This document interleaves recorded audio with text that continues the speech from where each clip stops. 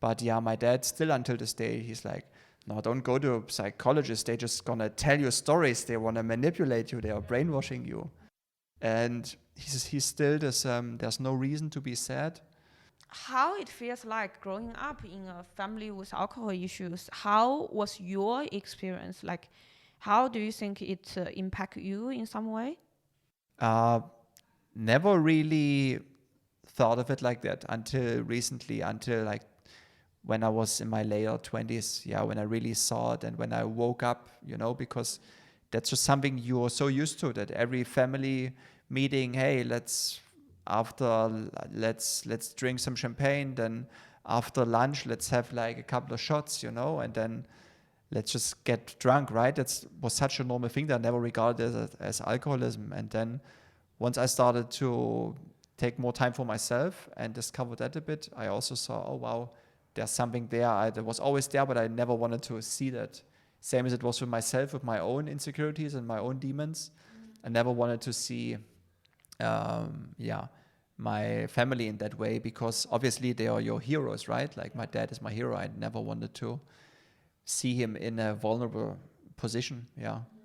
And then, it just all came like a couple of years ago. I just realized it. Yeah. And of course, because the thing is also, like my parents never hit me or something, right? They just had their own issues with not having enough time for our kids. That's what I would say. Or they just prioritize it differently. But yeah, just realized it a couple of years ago.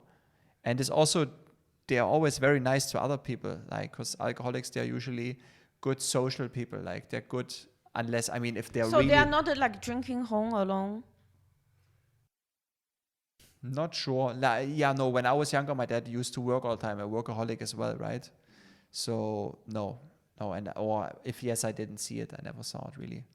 And always nice to other people, right? Very social, very networking the whole time. So there was a good mood. Usually, I think alcoholism also gets worse the older people get, because the liver's not functioning as well. The brain cells, after those decades of just abusing, the brain starts to get slower. So I think the worst part of alcoholism comes later in life. So what's your relationship with alcohol? Thanks for asking. It's good. Like I didn't drink until I was 18 and I was in Australia. So after high school, like the work and travel thing. And then I started drinking there because I just hung out with those young traveling people, drank a bit, smoked a bit of weed. And then, 2012, 2013, I was in South Korea and there I worked in a bar also. And I did a lot of partying. And there I drank a lot, like not a lot, but like several times a week, I'd say. Do you think your relationship with drugs are healthy? At the moment, yes, because I'm rarely doing anything. I don't really drink. I rarely drink.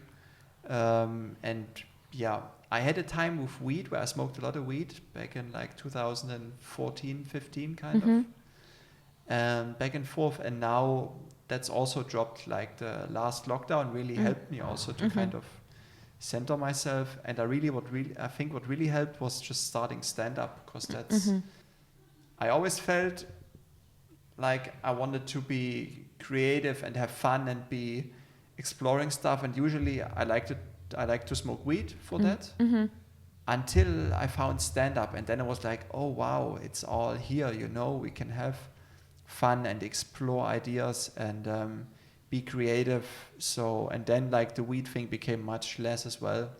So it's the similar like the heroin experience, like stuff, like when you can have the drug, but if your life gets better, you just decrease the drug use.